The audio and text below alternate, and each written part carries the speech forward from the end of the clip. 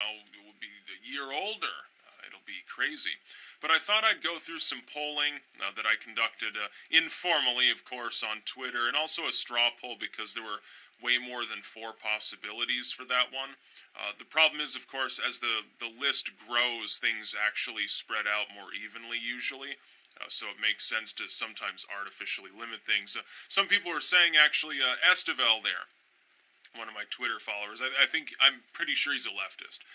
Sometimes he assumes I think I'm far right, and he jumped down my throat. And then, like, the next poll that I made was actually the kind of poll that he wanted, because of course it's not just the left that makes mistakes; it's also the right. So I want to go through the poll results first, and then I'm going to give a little bit of my thoughts of the year, sort of recap some of my work, where it's going for 2018, and just generally have a little bit of banter here about how I feel that the last, 364-ish days actually went, what I expect and hope for in the next. So I'm going to get into the polls first. Now, most of these I did on Twitter, but then there was also one on Straw Poll. Now, they're not 100% closed yet, so when this is uploaded, there might be like 2 minutes left in polling.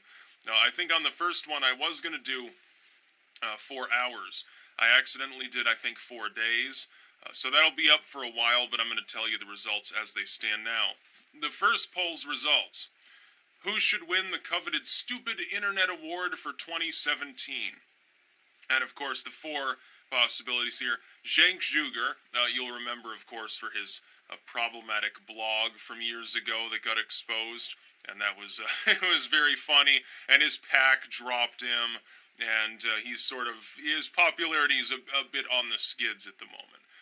Right Wing Watch, of course, for their defamation piece on, over a dozen different large YouTubers. The collective audience of several million people, not necessarily a fight that Right Wing Watch can win. I guess they overestimated themselves. You see, Pat Robertson's fans are all over 80. They don't care what happens online. A little bit different when you're talking about YouTube, I think. VidMe, of course, you'll remember the alternative to YouTube, born actually, I think, in late 2016, begins to grow through 2017, then completely flatlines, gets taken off on December 15th.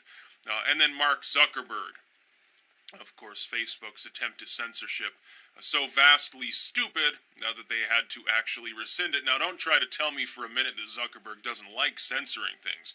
It gives him a power trip, I think. He's a Generation 2.1 synth, so he's slightly more realistic, but he's still basically very robotic and strange, and people key into that, they understand. And the winner is Cenk Uygur, with 45% of the vote. Oddly enough, I would have sworn that Mark Zuckerberg would have won, because Facebook is generally disliked. The Young Turks is also generally disliked, but it's maybe more partisan, whereas Facebook has pissed off at this point, I think, a lot of the left as well. So it's very funny. Zuckerberg in second place with 27%. VidMe, oddly enough, losing for a second time in the same month of the same year, coming in last with only 7%. So I thought that was even funnier. End of the year poll number 2 results. Over the following year, what of these issues is your biggest concern? The four choices: terrorism, of course, ISIS, Al-Qaeda, whatever. Economic downturn, some people have been discussing inflation, bubbles, cryptocurrency collapse, things of that nature. War, North Korea probably number 1, Iran maybe number 2, and then World War III, the most important, but maybe a distant third. And then censorship or suppression, the tech firms, the legacy